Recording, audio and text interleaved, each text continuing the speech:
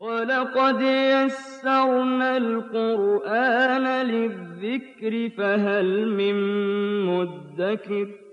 ہم نے اس قرآن کو نصیحت کے لیے آسان ذریعہ بنا دیا ہے، پھر کیا ہے کوئی نصیحت قبول کرنے والا؟ رحمان، اب دیکھو اس میں مادہ دونوں کا ایک ہے، را ہا میم، دونوں کے اندر ہی موجود ہے۔ را ہا میم یہ رحمہ مادہ ہے اس کا، لیکن رحمان علیحدہ ہو گیا، رحیم علیحدہ ہو گیا وزنوں کے ساتھ۔ کچھ لفظ ان میں بڑھا دیے گئے، جتنے لفظ بڑے ہیں اتنے معنی زیادہ ہو جائیں گے۔ رحمان رحیم کا معنی ہوتا ہے رحم کرنے والا، اور ماں کے شکم کو بھی رحم کہتے ہیں، کیونکہ وہ جو اس کے اندر چلا گیا اس پر اس نے رحم کرنا ہے، شفقت کرنی ہے اور اس پر مہربانی کرنی ہے، تو اس کو پالنا ہے، اس کی حفاظت کرنی ہے، تو یہ سارے معنی رحمان کے اندر موجود ہیں۔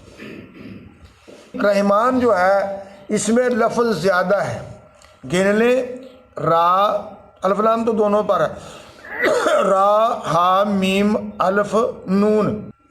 رحیم میں را ہا یا میم، تو اب ایک میں زیادہ ہے ایک میں کم ہے، تو معنی میں بھی اتنا فرق ہو جائے گا۔